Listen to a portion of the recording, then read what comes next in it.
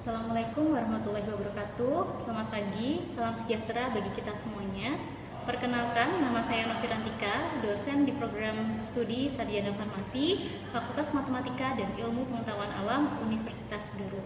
Video ini saya buat sebagai bagian dari pernyataan diri dalam rangka unjuk kerja Tridharma Perguruan Tinggi atau PDD UKTPT khususnya pada bidang pengajaran sebagai salah satu persyaratan untuk mengikuti sertifikasi dosen gelombang 1 tahun 2025. Pada kesempatan ini saya akan menjelaskan salah satu mata kuliah utama yang saya ampuh, yaitu mata kuliah biofarmasetika. Mata kuliah biofarmasetika merupakan mata kuliah wajib yang berada pada semester 7 yang kemudian pada kurikulum baru berubah menjadi semester 5 dengan bobot SKS yaitu 2 SKS. Pada mata kuliah biofarmasetika, saya menerapkan pendekatan DIA atau Delivery Interaction dan Assessment dengan model pembelajaran Student Centered Learning atau SCL. Mata kuliah biofarmasetika membahas bagaimana obat dilepaskan dari sediaan, kemudian terlarut dan diserap di dalam tubuh hingga mencapai sirkulasi sistemik. Mahasiswa akan mempelajari faktor-faktor yang mempengaruhi proses tersebut, termasuk sifat fisikokimia dari obat, karakteristik dari sediaan, dan kondisi fisiologis dari tubuh. Pembelajaran juga mencakup kajian biofarmasetika berbagai bentuk sediaan seperti oral, rektal, parenteral, hingga sediaan pelepasan terkendali dan intrapulmoner. Selain itu, mahasiswa juga diperkenalkan pada konsep bioavailabilitas, bioekivalensi, serta teknik evaluasinya menggunakan pendekatan statistik. Melalui mata kuliah ini, mahasiswa diharapkan mampu memahami hubungan antara bentuk sediaan, jalur pemberian, dan respon tubuh yang penting dalam pengembangan obat yang efektif dan berkualitas. CPL Prodi yang dibebankan pada mata kuliah ini mencakup 4 aspek, yaitu aspek sikap, perilaku, kemudian keterampilan umum, dan juga keterampilan khusus. Adapun capaian pembelajaran mata kuliah, terdapat 4 capaian pembelajaran mata kuliah. CPMK yang pertama yaitu mahasiswa mampu memahami prinsip proses biofarmasetika dari mulai proses liberasi, disolusi, dan juga absorpsi, serta faktor-faktor yang mempengaruhinya di dalam tubuh. CPMK yang kedua yaitu mampu menjelaskan konsep membran, biologis, dan mekanisme absorpsi obat. CPMK yang ketiga yaitu mahasiswa diharapkan mampu menunjukkan perbedaan proses biofarmasetika berdasarkan rute dan bentuk sediaan seperti oral, rektal, perkutan, optalmik, intrapulmoner, dan juga parenteral. Pada CPMK yang keempat, diharapkan mahasiswa mampu menganalisis parameter bioavailabilitas dan menilai bioekivalensi sediaan farmasi menggunakan pendekatan statistik yang sesuai. Capaian pembelajaran tersebut diharapkan dapat tersampaikan kepada mahasiswa secara terstruktur melalui disusunnya bahan kajian untuk setiap pertemuan melalui rencana pembelajaran atau RPS. Rencana pembelajaran semester atau RPS disusun sebagai panduan pelaksanaan pembelajaran untuk mata kuliah biofarmasetika selama 1 semester yang terdiri dari 16 kali pertemuan tatap muka. Di mana terdiri dari 14 pertemuan yang digunakan untuk kegiatan pembelajaran interaktif dan juga 2 pertemuan lainnya yang dialokasikan untuk ujian tengah semester dan ujian akhir semester. Adapun bahan kajian yang disampaikan selama 16 pertemuan yaitu yang pertama pembahasan berkaitan dengan pendahuluan mata kuliah dan kontrak perkuliahan. Yang kedua, membahas tentang faktor yang mempengaruhi proses biofarmasetika. Pada pertemuan yang ketiga akan membahas tentang konsep membran biologis dan transport obat. Pada pertemuan keempat dan kelima akan membahas tentang studi biofarmasetika pada sediaan peroral. Pada pertemuan keenam akan membahas studi biofarmasetika sediaan obat lepas terkendali. Pada pertemuan ketujuh akan membahas tentang studi biofarmasetika pada sediaan rektal, lalu dilanjutkan dengan uji tengah semester. Kemudian pada pertemuan ke-9 akan membahas tentang studi biofarmasetika sediaan perkutan. Pada pertemuan ke-10 akan membahas tentang studi biofarmasetika sediaan optalmik. Pada pertemuan ke-11 akan membahas tentang studi biofarmastika pemberian intrapulmoner. Pada pertemuan ke-12 akan membahas tentang studi biofarmastika pemberian parenteral.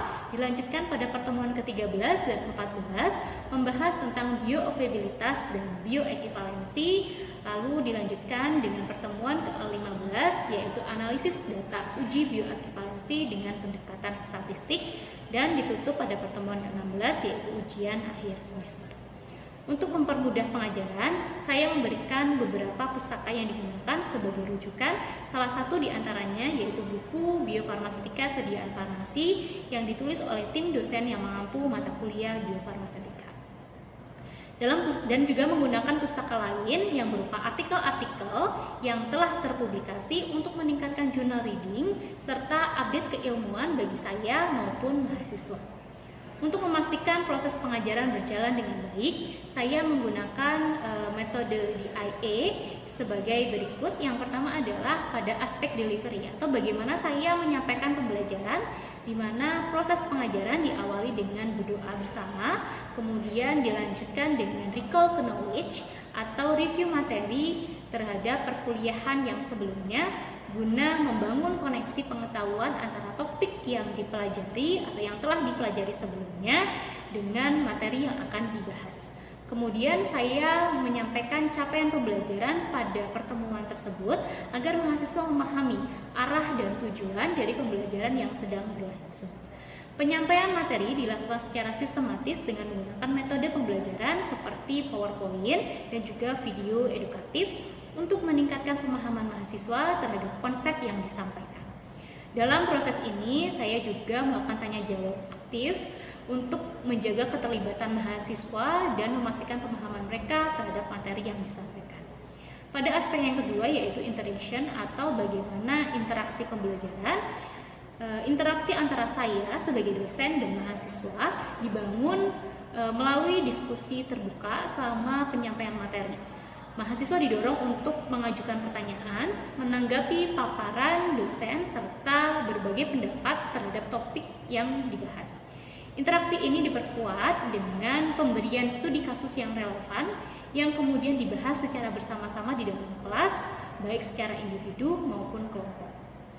Diskusi kasus ini membantu mahasiswa mengasah kemampuan berpikir yang kritis dan aplikatif terhadap materi. Pada aspek yang ketiga atau yang terakhir yaitu aspek assessment atau penilaian. Pada aspek penilaian, saya merancang untuk tidak hanya mengukur pencapaian hasil pembelajaran, tetapi juga mendukung proses pembelajarannya itu sendiri. Saya menggunakan pendekatan penilaian komprehensif dan berkelanjutan yang terdiri dari evaluasi formatif seperti kuis, kemudian umpan balik diskusi, dan evaluasi sumatif seperti proyek tugas, UTS, dan juga UAS. Adapun bobot penilaiannya yaitu 10% kehadiran, kemudian 20% kuis dan juga tugas, 35% untuk ujian tengah semester, dan 35% untuk ujian akhir semester dengan total bobot penilaian yaitu 100%. Demikian yang saya sampaikan terkait mata kuliah biofarmastika untuk mahasiswa program studi S1 Farmasi Universitas Garut. Selanjutnya, terdapat cuplikan proses pembelajaran yang saya lakukan secara tatap muka dengan materi faktor yang mempengaruhi biofarmastika dari obat pada pertemuan yang kedua. Selamat menyaksikan. Assalamualaikum warahmatullahi wabarakatuh. Waalaikumsalam warahmatullahi wabarakatuh. Selamat pagi semuanya. Kita akan masuk pada pertemuan yang kedua yang melanjutkan pada pertemuan yang pertama, yaitu dengan materi faktor yang berpengaruh terhadap proses biofarmastika. Ya, nah sebelum kita masuk kepada materi ini, Ibu minta untuk satu orang memimpin doa terlebih dahulu. Baik teman-teman, sebelum memulai perkuliahan, alangkah baiknya kita berdoa berada dalam hati. Mulai.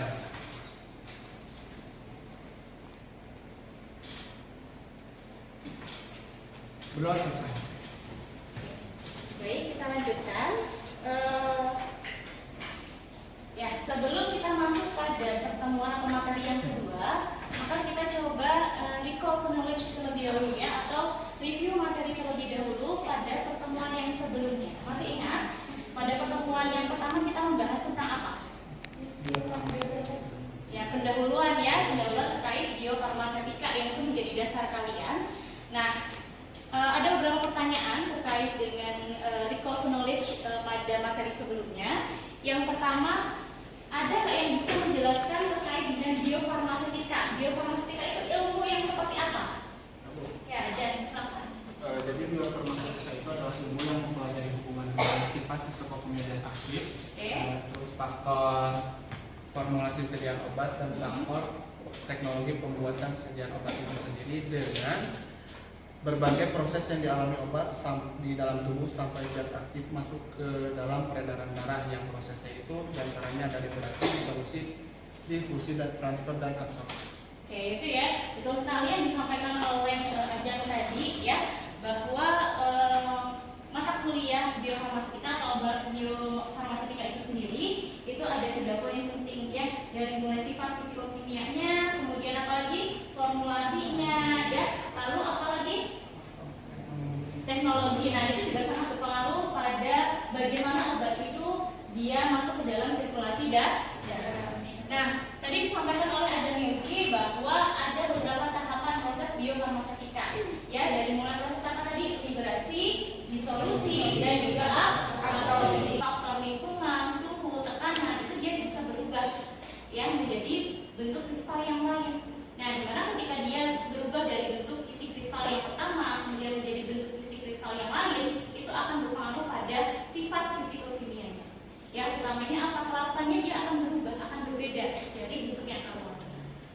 Ya, jadi ini perlu diperhatikan kalau kalian mau mengembangkan sediaan farmasi. Oke, berikutnya adalah koefisien partisi. Pernah dengar koefisien partisi? Ya, nah ini nilai KP biasanya ya. Nah, menunjukkan apa? Nah, ini merupakan nilai yang menunjukkan bagaimana obat itu dia berada pada 2 media yang saling tidak bercampur. Yang nilai KP ini atau koefisien partisi itu biasanya berperan terhadap proses transfer obat. Ya, ketika nilai KP-nya itu lebih besar dibanding lebih besar gitu ya, atau nilainya itu besar, maka biasanya zat aktif obat itu dia sifatnya hipo. Oke, kemudian berikutnya tadi ada yang menyampaikan karakter sifat fisikokimia dari obat, itu salah satunya adalah pH. Ya, pH dari obat itu dicek juga. Ya, pH obat apakah dia termasuk ke dalam asam lemah atau basa lemah, karena nanti dia akan mempengaruhi tuh kelarutannya itu di mana. Ya, kalau obat itu diberikan secara oral, berarti dia masuk ke mana tuh? Ke lambung, lalu masuk ke usus. Nah, untuk lambung dan usus itu juga memiliki pH yang berbeda ya. Untuk lambung pH-nya apa? Asam. Yang kemudian kalau usus basa. Nah, itu juga di mana nanti kelarutannya akan berbeda. Biasanya untuk obat-obat yang sifatnya asam lemah, ya itu dia memiliki kelarutan di lambung itu cenderung lebih kecil. Ya, nah sedangkan kalau obat yang sifatnya basa lemah, ya ketika dia berada di daerah lambung maka kelarutannya cenderung lebih besar. Kenapa? Ini biasanya perannya adalah dari derajat ioni. Ya, jadi asam lemah ketemu basa lemah ya, jadi maka kelarutannya akan naik. Oke, berikutnya kemudian yang kedua, kita masuk pada faktor yang kedua. Yang pertama tadi apa? Terkait dengan karakteristik dari obat atau sifat fisikokimia dari obat. Nah, yang kedua, ini kita bicara tentang faktor formulasi ya, atau bahan pembantu yang digunakan di dalam sediaan yang dikembangkan tadi ya. Nah, misalkan kita ambil contoh di sini, sediaan yang kalian buat adalah sediaan tablet. Nah, sediaan tablet itu bahan penyusunnya apa saja? Bahan pengisi, lalu pemikat, kemudian penghancur, kemudian apa lagi? Dan lain sebagainya. Nah, ternyata bahan-bahan ini tidak hanya berperan secara fisik saja, tetapi juga dia berpengaruh pada proses biofarmasetika dari tablet konvensional.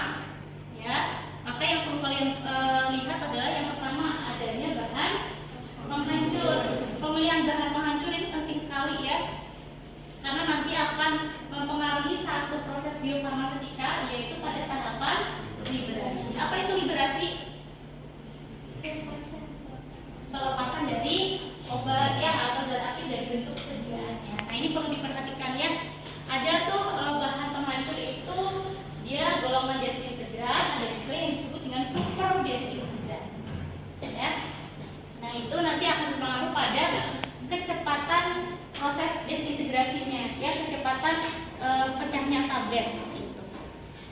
Nah ini contohnya adalah asedisol. Asedisol itu dia merupakan bahan penghancur yang cukup baik, yang dimana nanti akan menyebabkan kecepatan disolusi dari obat itu semakin besar. Ya dibandingkan dengan apa? Salah satu contohnya seperti amlodipine. Ya asedisol itu dia lebih baik atau lebih memiliki kecepatan disolusi yang lebih besar dibandingkan dengan amlodipine. Dimana kalau kita lihat dari konsentrasinya pun amlodipine itu jauh lebih sedikit dibandingkan dengan amlodipine. Ya. Kemudian yang kedua adalah terkait dengan bahan pengikat yang digunakan. Nah, bahan pengikat juga ternyata perlu merupakan peran penting juga ya terhadap proses liberasi dari obat. Dari mulai jenisnya, kemudian sifatnya, ya dari bahan pengikat itu juga perlu diperhatikan karena berpengaruh pada dua tahapan proses biofarmasi, yaitu tahapan proses liberasi dan juga disolusi. Contohnya apa untuk bahan pengikat? PVP ya. Oke, kemudian berikutnya adalah bahan pengisi. Nah, bahan pengisi, jenis bahan pengisi juga perlu diperhatikan. Bahan pengisi itu ada yang sifatnya hidrofil, ada yang sifatnya lipofil. Kalau kalian memilih bahan pengisi yang sifatnya hidrofil, itu akan membantu ketika nanti tablet itu digunakan, ya nanti akan membantu proses penetrasi dari air atau media disolusi menjadi lebih cepat ya, sehingga nanti waktu hancurnya juga akan semakin. Oke, nah ini contohnya untuk bahan pengisi yang sifatnya hidrofil itu ada laktosa. Oke, berikutnya adalah bahan pelincir. Nah, bahan pelincir itu biasanya ditambahkan pada sediaan tablet pada fase luar, yang dimana fungsinya adalah untuk mencegah massa tablet itu menempel pada alat cetak tablet, ya apakah punch ataupun die-nya. Nah, cuma yang perlu diperhatikan, bahan pelincir itu kebanyakan sifatnya hidrofob.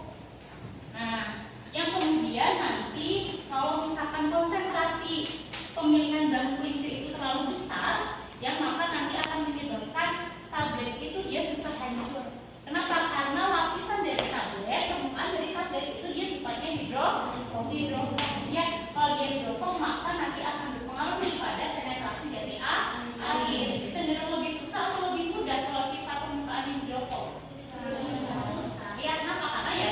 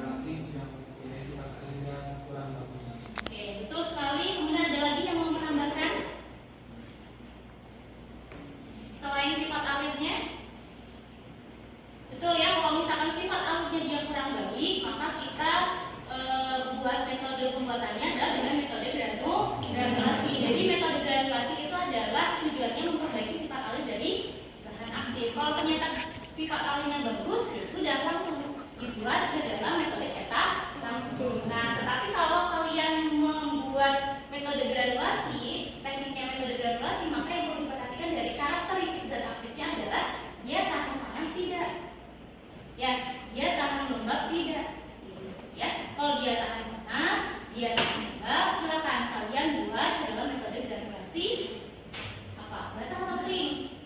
Kalau tahan panas lembab. Ya, kalau tidak tahan panas dan juga lembab, maka buat dalam metode granulasi. Nah, ini apa namanya? Cara pembuatan cetak langsung dan juga granulasi itu nanti akan berpengaruh pada proses biofarmasetika dari obat. Yang tadi disampaikan oleh siapa tadi? Nah, Viola di awal tadi bahwa Viola menyampaikan bahwa tablet itu dia mengalami proses disintegrasinya berapa kali? 2 kali ya, dari tablet menjadi granul menjadi serbuk. Berarti disintegrasinya berapa tahap? 2 tahap. Nah, tetapi kalau metodenya dengan menggunakan metode cetak langsung, maka proses granulasinya proses desintegrasinya cukup 1 kali saja. Gitu ya. Dan lain sebagainya itu sama saja. Oke, kemudian yang berikutnya adalah contoh untuk sediaan yang krim. Pernah membuat krim kan? Nah, atau titik kritis dalam pembuatan krim itu apa?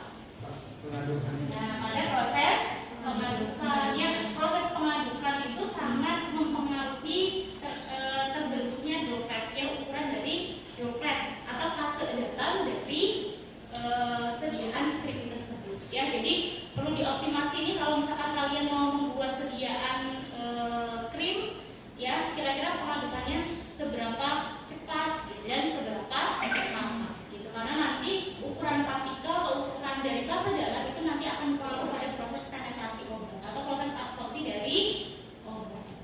Di sini ada studi kasus dengan topik terkait dengan peran eksipien. Jadi pada faktor yang mana? Nah, pada faktor yang kedua terkait dengan formulasi. Oke, peran eksipien adalah disolusi dan absorpsi dari obat. Nah, kasusnya di sini kalian boleh ikut membaca ya. Sebuah tim pengembangan produk sedang membandingkan 2 formula sediaan tablet ibuprofen. Nah, di sini ada formula A, ada formula B. Untuk formula A dia menggunakan bahan pengisinya yaitu laktosa dan juga clostridiumnya sebagai disinfektan. Kemudian formula B dia menggunakan kalsium fosfat sebagai pengisi. Ya, sedangkan untuk formula B itu dia tidak menggunakan disinfektan. Nah, kemudian dilakukan nih uji disolusi. Uji disolusi itu adalah melihat berapa jumlah obat yang terlarut ya. Oke, kemudian diketahui bahwa formula A menunjukkan pelepasan zat aktif yang lebih cepat dibandingkan dengan formula B. Berarti di sini waktu hancur dari tablet A atau formula A itu cenderung lebih besar atau cenderung lebih kecil? Ya, cenderung lebih cepat ya dibandingkan dengan formula B. Nah, ini ada beberapa pertanyaan ya. Silakan kalian baca. Ibu berikan waktu kurang lebih 5-10 menit untuk mendiskusikan dalam satu meja. Nanti ibu akan tanya per kelompoknya ya. Oke, silakan didiskusikan terlebih dahulu.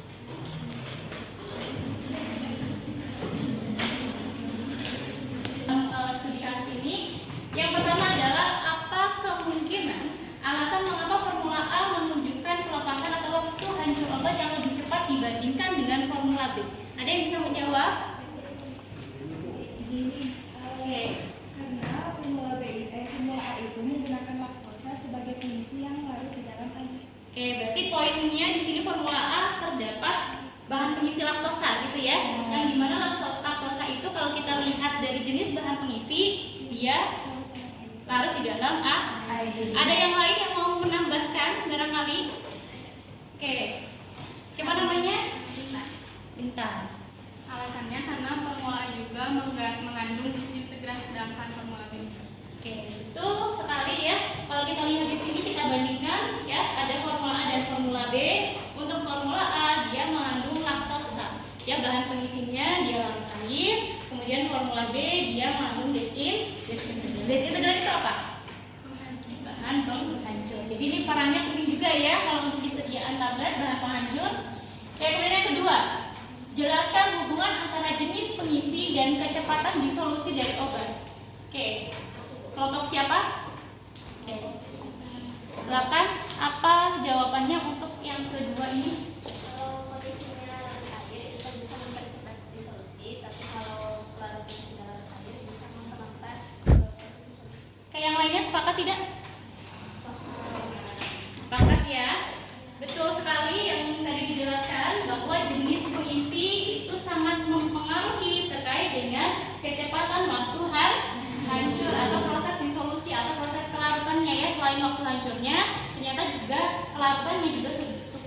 dipengaruhi. Ya, misalkan di sini kita lihat ada laktosa juga kalsium fosfat. Untuk laktosa itu dia merupakan bahan pengisi yang larut di dalam air. Nah, sedangkan untuk yang kalsium fosfat dia tidak larut di dalam air. Nah, nanti akan berpengaruh pada proses penetrasi obatnya. Oke, proses penetrasi air ke dalam sediaan, gitu ya. Oke, kemudian yang ketiga, mengapa keberadaan desinfektan ini penting dalam formula tablet oral? Ada yang bisa menjawab? C. Agar si tabletnya itu bisa lebih cepat hancur di dalam saluran cerna, terus bisa lebih cepat larut dan diserap. Oke. Jadi di sini keberadaan desinfektan penting tidak? Penting. Ya, jadi desinfektan itu fungsinya adalah sebagai bahan penghancur yang perannya adalah ketika tablet kalian ya misalkan dikonsumsi kemudian bertemu dengan media cairan disolusi di dalam saluran pencernaan, maka nanti tablet akan mudah untuk hancur. Karena kan ini tabletnya adalah tablet oral yang immediate release, bahwa diharapkan tablet itu dia memiliki pelepasan segera. Jadi penting sekali untuk sediaan tablet itu terdapat bahan penghancur. Oke, kemudian poin yang keempat ya, pertanyaan yang keempat, apa akibat yang mungkin timbul jika tablet tidak larut dengan baik di saluran pencernaan? Ada yang bisa menjawab? Oke, apa jawabannya? Akibatnya obat tidak bisa diserap dan terapinya juga lambat atau bagaimana? Oke, ini berarti terkait dengan jumlah obat yang diabsorpsinya ya. Berarti jumlah obat yang diserapnya cenderung lebih sedikit ya, atau keberadaan obat yang kalau misalkan obat itu dia tidak larut, ya berarti ketersediaan obat dalam bentuk terlarut juga semakin sedikit.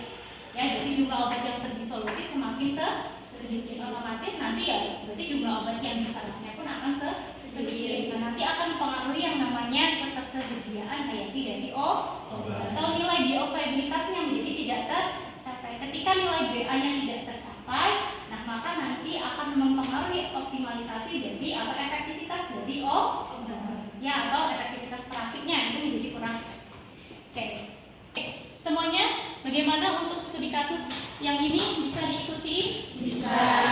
Saya rasa juga kalian sudah bisa ya menjawab dari pertanyaan-pertanyaan studi kasus yang ini merupakan salah satu contoh terkait dengan formula ya, aplikatifnya terkait dengan faktor formulasi, yaitu berkaitan dengan excipient atau zat tambahan yang digunakan ternyata sangat berpengaruh ya terhadap proses biofarmasetika dari obat. Ya, saya rasa kalian sudah memahami untuk topik atau materi yang kita bahas hari ini, yaitu berkaitan dengan faktor-faktor yang mempengaruhi proses biofarmasetika dari obat.